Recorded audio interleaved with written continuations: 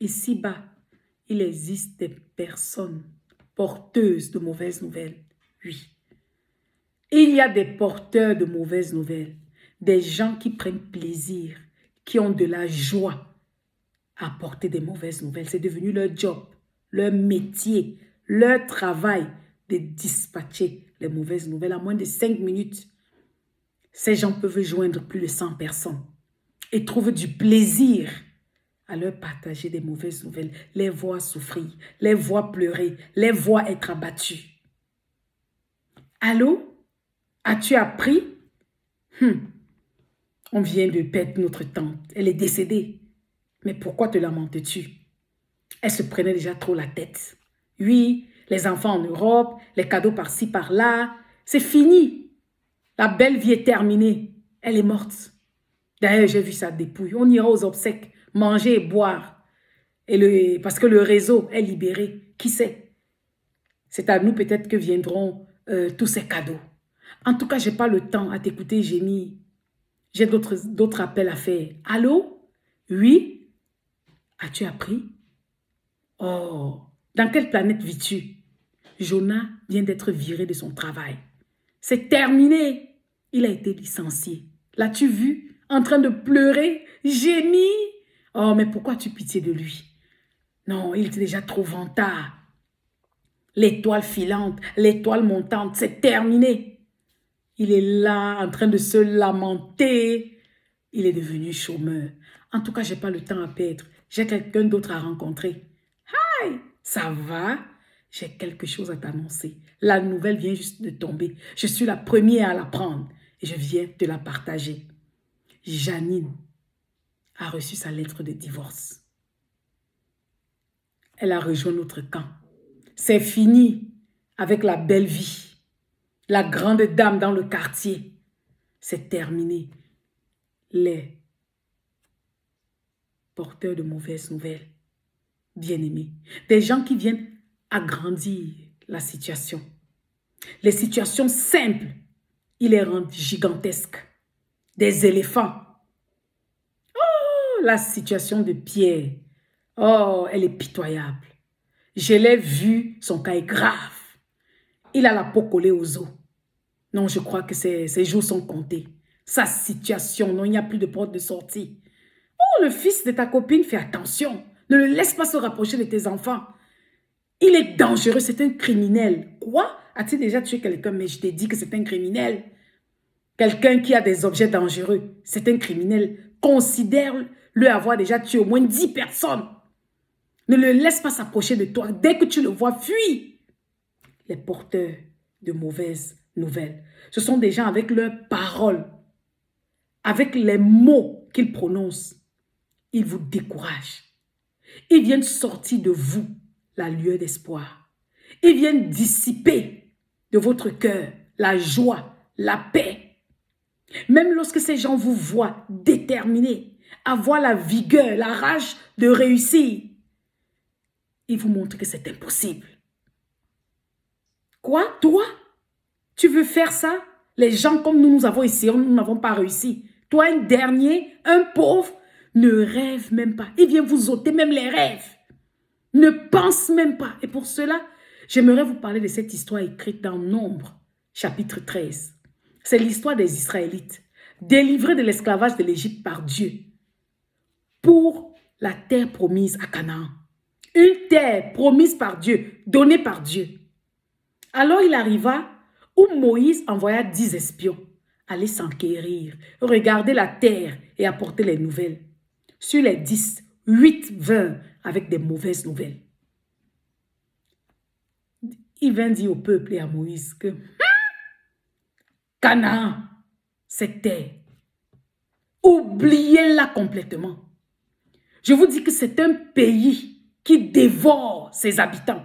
Bien-aimés, a-t-on déjà vu un pays dévorer ses habitants? Vous voyez ce que les porteurs de mauvaises nouvelles peuvent faire. Que ceux qui y habitent sont grands en stature, grands de taille, ce sont des géants. D'ailleurs, devant eux, nous n'étions que des sauterelles. Donc ne pensez pas, ne rêvez même pas posséder cette terre. Oubliez. Voilà les porteurs de mauvaises nouvelles. ils viennent vous décourager. Même lorsqu'ils voient qu'il y a la victoire, même lorsqu'ils voient que cette victoire est assurée, ils viennent vous défocaliser. Ils viennent vous abattre. Et le peuple, effectivement, se mit à se lamenter, à pleurer. Le peuple était déprimé. Voilà les porteurs de mauvaises nouvelles. Gloire soit rendue à Dieu. Parce que Caleb et Josué, eux, ils viennent avec des bonnes nouvelles. Et disent, non, l'Éternel nous a donné cette terre. Elle est à nous. Quand l'Éternel dit oui, c'est oui. Allons la posséder. Et voilà aujourd'hui, Israël vit sur la terre de Canaan.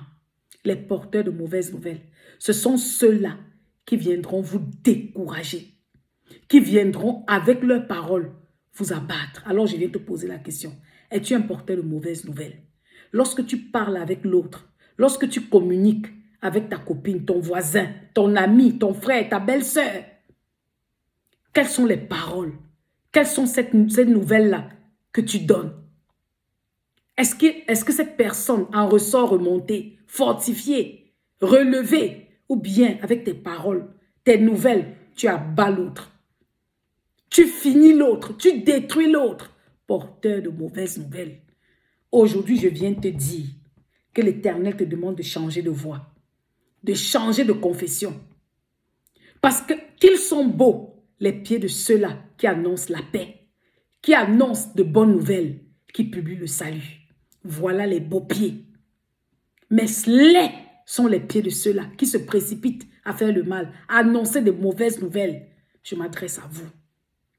Voilà la raison pour laquelle rien ne réussit dans votre vie. Voilà la raison pour laquelle vous n'avez pas d'amis. Parce que tout le monde vous connaît. Chacun se méfie de vous. Parce que dès que vous arrivez quelque part, vous polluez l'atmosphère avec les mauvaises nouvelles. Dieu est un porteur de bonnes nouvelles. Voilà la raison pour laquelle il envoya Jésus-Christ sur la terre, nous apporter de bonnes nouvelles. Il est écrit dans Luc 8, Jésus-Christ allait de ville en ville, de village en village, annoncer, apporter la bonne nouvelle du royaume. Il est très important d'apporter la bonne nouvelle. Dans Ésaïe 61, il est dit que Jésus-Christ a été oint pour apporter les bonnes nouvelles aux pauvres, aux malheureux. Mais quand vous voyez le pauvre, le malheureux, vous lui rappelez sa situation pitoyable, la grandeur, la densité, l'immensité, la profondeur, la longueur de sa situation. Vous remuez le couteau dans sa plaie. Vous lui montrez qu'il n'y a pas d'échappatoire, il n'y a pas d'issue de sortie. Ta situation là, c'est fini. Mais Jésus apporte les bonnes nouvelles aux pauvres. Nous sommes appelés à dire aux pauvres qu'il y a de l'espoir, que le meilleur est à venir. Jésus-Christ est la porte de sortie. Nous sommes appelés à être porteurs de bonnes nouvelles. Aujourd'hui, au son de ma voix, toi qui m'écoutes, sois porteur de bonnes nouvelles pour voir les choses changer dans ta vie, pour voir les choses changer autour de toi. Celui qui apporte la bonne nouvelle, c'est celui-là qui vient fortifier l'autre. Parce que les bonnes nouvelles, c'est du baume au cœur de celui qui est affligé. C'est la consolation à celui-là qui pleure. La bonne nouvelle, c'est venir proclamer la liberté aux captifs, la délivrance aux prisonniers. Mais que voyons-nous aujourd'hui, même dans le corps de Christ? Ceux-là qui viennent en vêtements d'agneau, alors qu'au fond, ils sont des loups ravisseurs. Ils viennent avec l'évangile de la peur, de la frayeur. Rendre le peuple de Dieu captif, ajouter le joug, effrayer, venir magnifier la puissance de Satan, mais ne jamais parler de la toute-puissance de Dieu. Pour faire des adeptes, leurs adeptes et non les adeptes de Christ. Ils viennent ajouter le joug.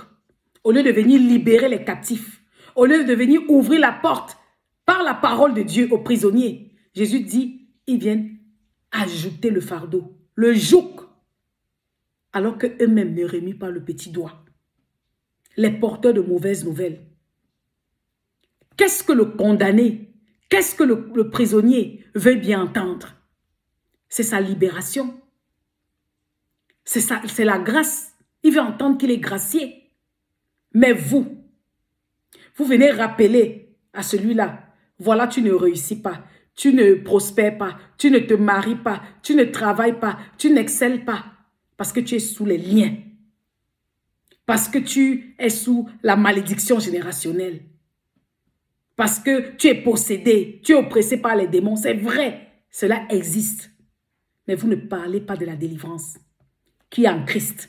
Jésus-Christ est apparu afin de détruire les œuvres du diable. Vous ne parlez pas. Vous voulez les garder captifs, prisonniers, pour vous enrichir. Les porteurs de mauvaises nouvelles. Voilà pourquoi la destruction est votre partage. Parce que vous êtes les agents diaboliques. C'est Satan qui apporte les mauvaises nouvelles. C'est lui qui vient avec la frayeur. C'est lui qui vient avec le désarroi. La bonne nouvelle au malade, c'est de lui dire qu'il y a la guérison. Et Jésus-Christ a porté nos langueurs. Par ces meurtrissures, nous avons été guéris. La bonne nouvelle, c'est Jésus-Christ crucifié. C'est l'œuvre de Christ accomplie à la croix de Golgotha. La bonne nouvelle, c'est de dire aux pauvres qu'il y a de l'espérance. C'est venir revêtir celui qui a le vêtement en cendre. C'est venir le revêtir d'un vêtement de gloire. C'est de venir mettre le diadème sur celui-là qui est abattu, qui a l'esprit abattu.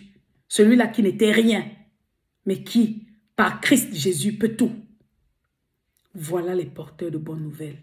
Aujourd'hui, décide, change de langage, deviens le flambeau, l'ambassadeur de Christ, les beaux pieds, ceux-là qui annoncent les bonnes nouvelles. Alors tu verras les bonnes nouvelles venir à toi. Tu verras les bonnes nouvelles rentrer dans ta destinée. Tu te verras prospérer parce que tu seras le reflet de Christ. Tu seras l'image de Christ. Quand le monde te verra, le monde pourra reconnaître Christ. Et là, quand tu prononceras le nom de Jésus-Christ, il rentrera en scène. Il rentrera en scène te délivrer. Il rentrera en scène te faire prospérer, te faire avancer. Dans son nom précieux, sois béni.